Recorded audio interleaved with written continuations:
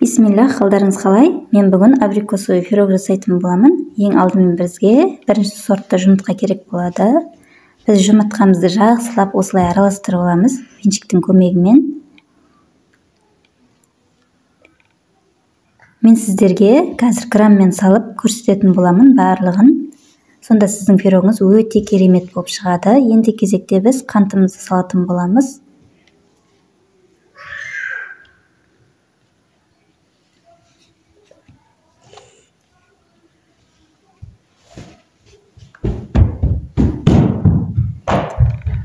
Осылай граммен өлшеп саласыздар. Міне ровно 100 грамм болды. Енді біз жұмыртқамызбен қантымызды жақсылап араластырып аламыз біркелкі масса болғанша.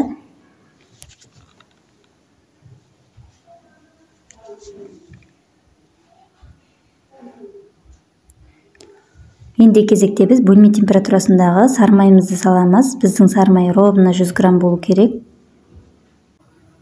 Енді кезекте біз електен өткізілген ұнымызды салатын боламыз. Ұнымыз біздің 200 грамм болу керек. Міне ровно 200 грамм болды. Енді кезекте біз үстіне разырғытылды салып, ұн мен разырғытылды үстінде тұрып, жақсылап араластырып аламыз.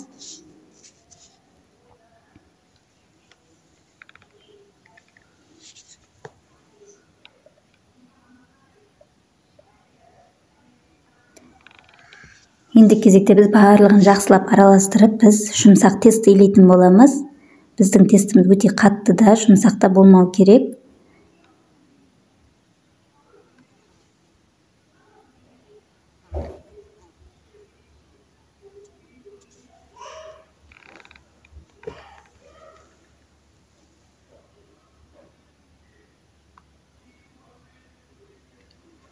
Осылай қолдың көмегімен тестімізді илейміз.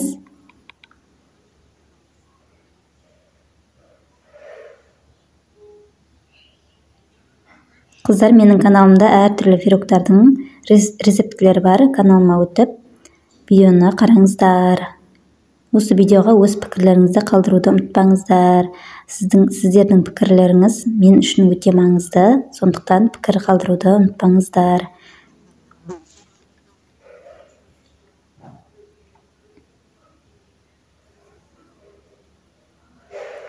Міне біздің тестіміз дайын болып қалды.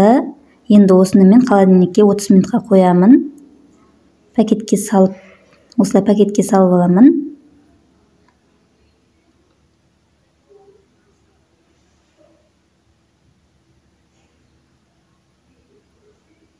Отыз минутқа холодильникке салып қоямын. Оған дейін біз салмасын дайындайтын боламыз. Енді кезекте біз салмасын дайындайтын боламыз. Менде осындай 20% қаймақ.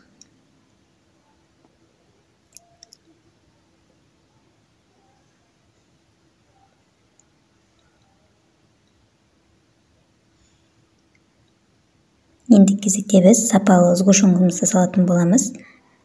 Міндетті түрде сапалы сгущенканы пайдаланыңыздар.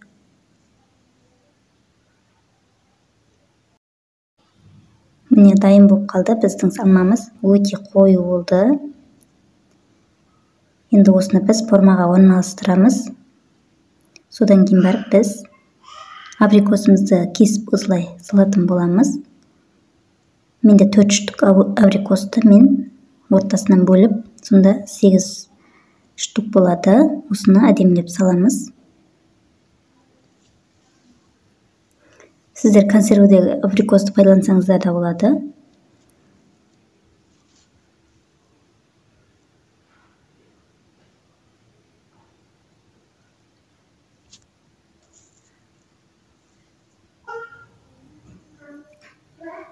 Енді біз қызып тұрған пешке 180 градуста 30 минут аралығында пісіріп аламын.